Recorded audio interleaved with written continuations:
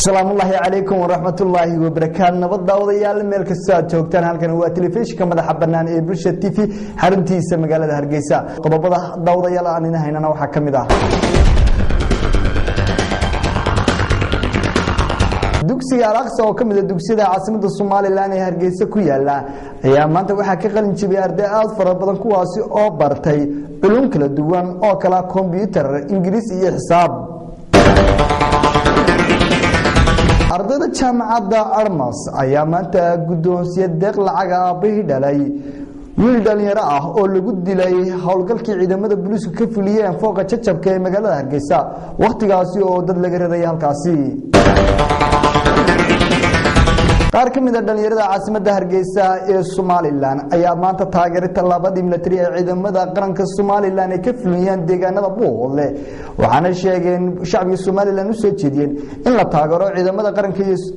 qaranka Soomaaliland iyo xukuumadda maxkamadda ugu sareysa dalka Pakistan ayaa sheegtay in dib loo dhigay dacwadii lagu soogayay madaxweynaha dalka Pakistan dalka Tunisia ayaa maanta waxa ka dhacay mudaharaadyo lagu codsanayo in dhalinyarada reer Tunisia loo sameeyo shaqooyin dawladaha midowga Yurub ayaa soo jeediyay in cunaqabatayn lagu rogo dalka Suuriya waxaana sheegeen in dawladda Suuriya ay xasuuq ku hayso dadka reer Suuriya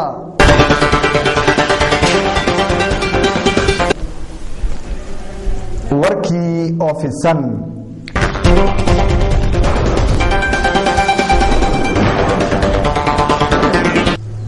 wafdi ballaadhan uu hogaaminayay wasiirka wasaaradda xanaanada xoolaha jamhuuriyadda Soomaaliland Dr. Cabdi Awdaahir oo shalay gaaray xarunta gobolka Togdheer ee Burco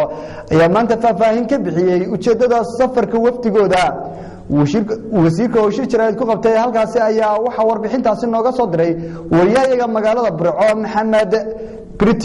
madaxweynaha jamhuuriyadda Soomaaliland mudane Axmed Maxamed Maxamuud Siilaanyi ayaa wafdi isugu jira golaha wasiirada iyo golaha wakiilada Soomaaliland u kala diray gobolada bariga Soomaaliland si ay ugu koorgalaan xaaladda nabadgelyo ka jirta guud ahaan gobolada bariga Soomaaliland haddaba maalintii shalay ahayd ayay magaalada madaxda gobolkan Togdheer ee Burco ay soo gaareen wafdi ballaaran oo ka socda golaha wasiirada mudanayaasha golaha wakiilada iyo waliba agaasimayaal ka socda wasaaradaha Soomaaliland dib wafdigan ballaaran ee maalintii shalay ahayd soo gaaray madaxda gobolka Togdheer ee Burco oo gudoominayay wasiirka wasaaradda xanaanada xoolaha Soomaaliland Dr. Cabdi Awdaahir Cali ayaa maanta shir jiraayad wasiirka wasaaradda xanaanada xoolaha Soomaaliland uu ku qabtay xafiiska maamulka gobolka Togdheer ayaa waxa wasiirku ka warbixiyay ujeedada safarkan wafdigan ay ku yimaadeen magaalada madaxda gobolka Togdheer ee Burco wuxuuna wasiirka wasaaradda xanaanada xoolaha Soomaaliland Dr. Cabdi Awdaahir Cali uu sheegay in safarkoodan uu yahay sidii ay ugu koorgal lahaayeen xaaladda nabadgelyo guud ahaan gobolkan Togdheer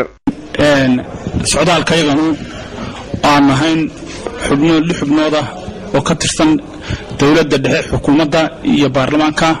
waxaanu ka mid ahayn wufuud oo madaxweynaha jamhuuriyadda Soomaaliland magacaabay oo loo kala diray gobolada dalka ujeedadeedu laba arrimood weeye mid waxa weeye waa tii caadi ahayd oo ah in had iyo gooraale madaxda dalku ay gobolada ku maraan si ay isu wareystaan shacabweynaha gobolada ku nool arrimaha hore u yaalay iyo arrimaha soo kordhaba talabaadna waxa weyn xaaladan imika ka soo kordhay dalka oo ay koox hadiya gooraale ku wareegta dalalka jaarka ah iyo Yurub ku wareegta 20 sanadood tagayba ay mar walba ay ku abuureen xaalad khalkhal oo dalka ku abuurayeen nimankaas oo runtii maanta iyar ka xadhay oo ka mid yahay ninka Cali Khaliif Kaleed la yiraahdo ay ka wadaan khalkhal dalka ka wadaan inaan taana arrinkaana dadka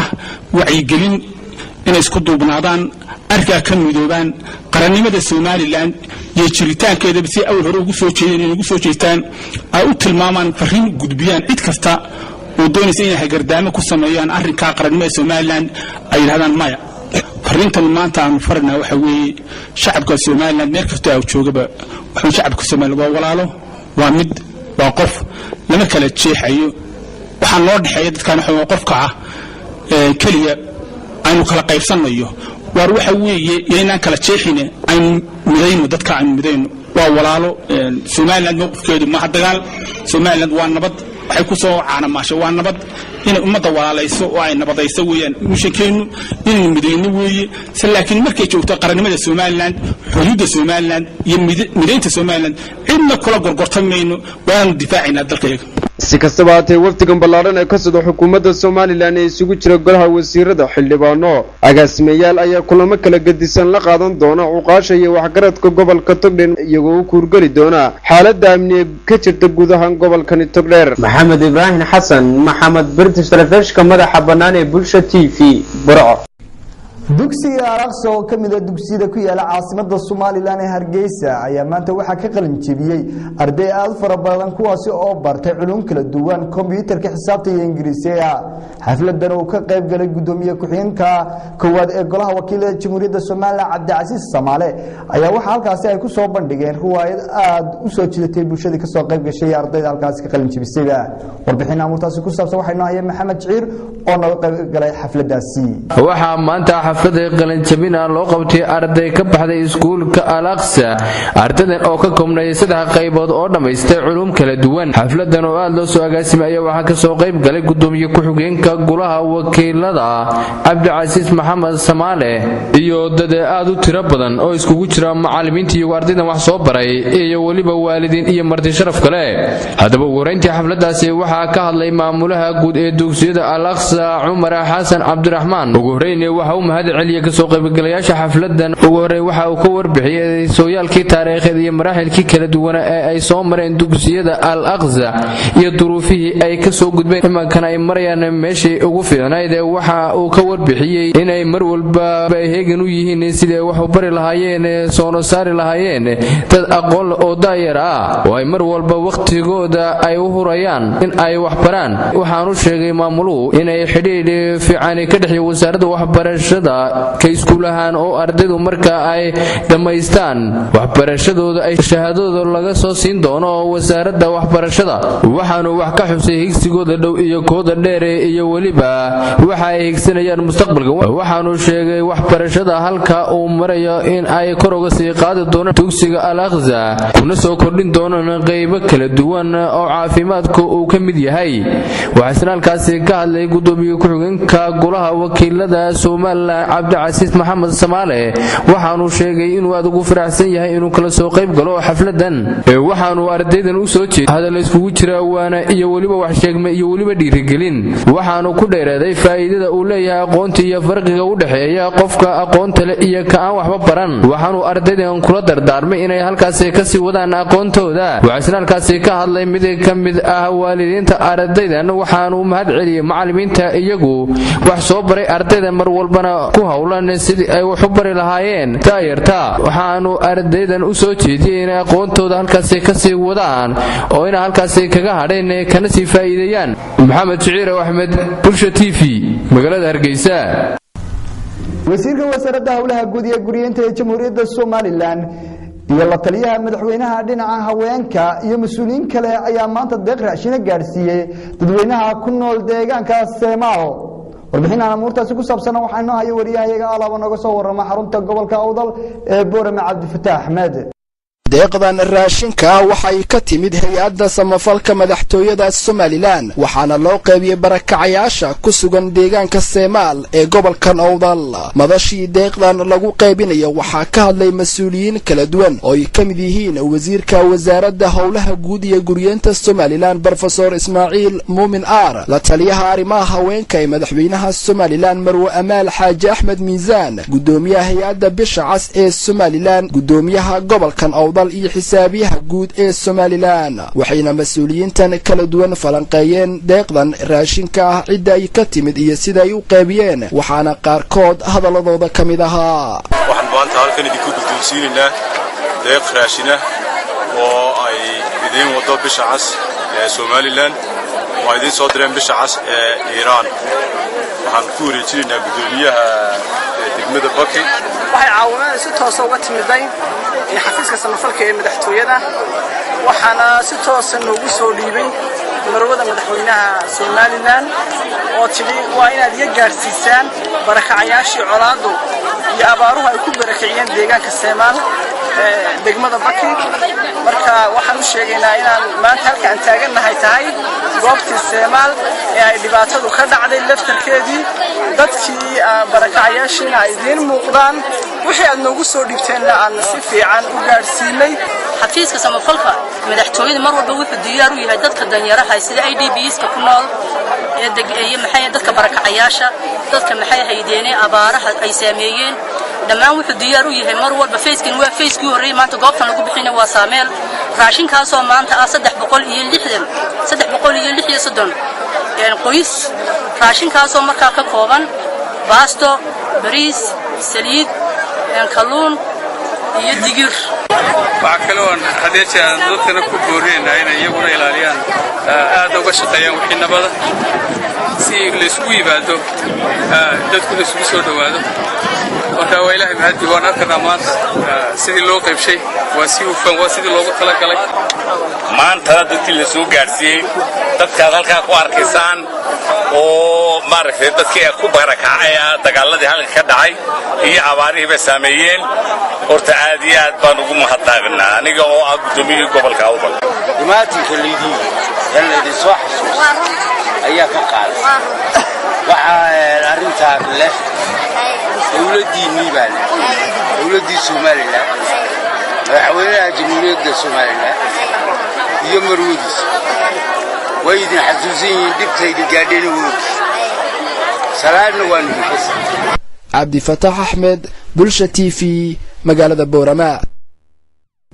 madaxda urur siyaasadeedka badbaada ayaa kulamo kala duwan la yeeshay dadweynaha ku dhaqan magaalada Boorama waxaanay ka xog warameen hamigooda siyaasadeed warbixinaha muutaasi ku saabsan waxa inoo haya wariyaha gobolka Awdal Abdi Fatah Ahmed hoteelka rays ee magaaladan Boorama waxaa maanta ka dhacay kulan aad u balaarnaa oo soo qaban qaabiyeen madaxda urur siyaasadeedka badbaado oo kamid ah ururada dhawaan dalkan Soomaaliland lagaga dhawaaqay kulankan waxaa ka soo qayb galay culimaawidiin siyaasiyiin waxgarad salaadiin iyo qaybaha kala duwan ee bulshada ku dhaqan gudaha magaaladan Boorama madashan ugu horeen waxaa ka hadlay Dr. Ahmed Aadan Buuxane oo ah gudoomiye ku-xigeenka ururkaasi badbaado una falanqeeyay ujeedooyinka ururkoodan loo aasaasay waa abuur nafsi ah oo qofku inuu kalsooni ku qabo asal waxa uu yahay ururkan hadda wuxuu ku baaqayaa asal waxaan ay ku baaqayaa uma baaqayo xulul mustawrada ama imposed solutions wax la soo dhoofiyay inaan ka sheekayno maanta waxaan ku dhaqmaynaa shuuciyad waxaan ku dhaqmaynaa Soomaaliyeed waxaan ku dhaqmaynaa cilmigii Pakistan ama kii Malaysia ama kii Mareykanka kii Yurub midna ma ornayno la sharqiya wala gharbiya midna doonayno waxaan ku leenahay waxaan asal oo ah waxa la yiraahdo inaynu hawiyada qofka muslimka ee Soomaaliland ka jooga wuxuu yahay iyo wuxuu aaminsan yahay ba ummadda ugu yeedhay sidoo kale qaar kamid ah aasaasayashii ururkaasi culimaawidiin salaadiin iyo qaybaha kala duwan ee kulankaasi ka soo qayb galay oo madashan iyaguna hadallo ka jeediyay ayaa waxa ay falanqeeyeen urur siyaasadeedyada kala duwan ee Soomaaliland lagaga dhawaaqay iyagoo urur siyaasadeedkan badbaado madaxdiisana u soo jeediyay talooyin muhiim ah anagu horta aasaasayal ahaan urur anagu aasaasnay maalinta balwada waxa weeye ururkanu waa urur aanu aasaasnay dadweynaha markaa Soomaaliland ani waxa weeye ma aha waxaan ka leenahay waa fikirka ayuu baanagu keenay anaga oo ah magaranaysa aqoon-yahano iyo dhaqaatiir iyo ummad isu tagtay hal yeelo inaguna ku kala adagno anu dirano maartay 200 inan oo maartay ama dhalinyaro oo culimada shariicada ah oo alaysa kama dirno tobankaasana xaasilno oo dawladda hanta ururada tirada maanta يكون أسبابك السبب الجليل وضع السبب الجليل إسجاد يطلق إذا لم تضمن كساع وين أحكام مغلاء هل أدرك محصول مطارح والتربى ليه وعلى كساعته إن أنا سهلي وما تدرس سؤالي إن الكساعي لنا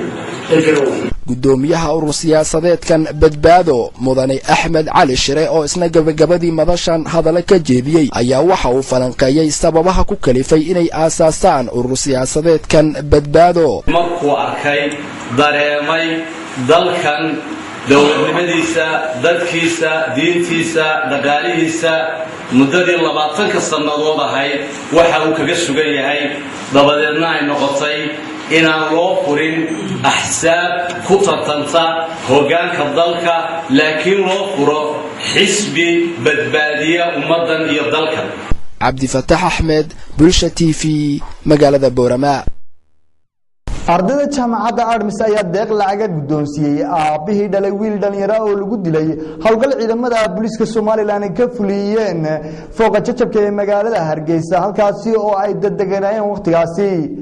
ardaydan ayaa sheegay in wiilkaasi dhintay uu jaamacadda Armis dhiganayay kadibna halkaasi ay lacagtaasi ku guddoonsiiyay. ardayda jaamacadda Armis ayaa deeq lacageed guddoonsiiyay aabihii dhalay wiil ku dhintay howlgalkii ciidamada booliska Soomaaliland ku rarayeen dadkii deganaa dhakhtarka jajabka ee magaalada Hargeysa. wiilkan Allah u naxariistay wiilkaasi ayaa la oran jiray magaciisa Maxamuud Iid Ibraahin waxaana uu sanadkii hore ka qalin jabiyay jaamacadda Armis ee magaalada Hargeysa. haddaba ardayda jaamacadda Armis ayaa aabihii wiilkaasi dhalay maanta deeq lacag guddoonsiiyay iyagoo sheegay in ardaygaasi ahaa arday aad u wanaagsan oo dhinaca waxbarashada ku wanaagsanaa waqtigaasi. ardaydan ayaa ka waramay taariikhdii ardaygaasi iyo waqtiyadii kala duwanaa ee ay wax soo wada baranayeen. aabaha dhalay wiilkaasi dhintay Iid Ibraahin ayaa isaguna u mahad celiyay ardayda jaamacadda Armis waxaana uu sheegay in deeqdaasi lacagta ay ugu deeqeen ay ku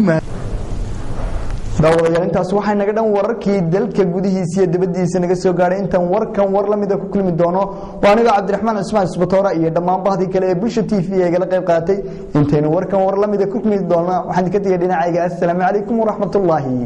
wa barakaatuh.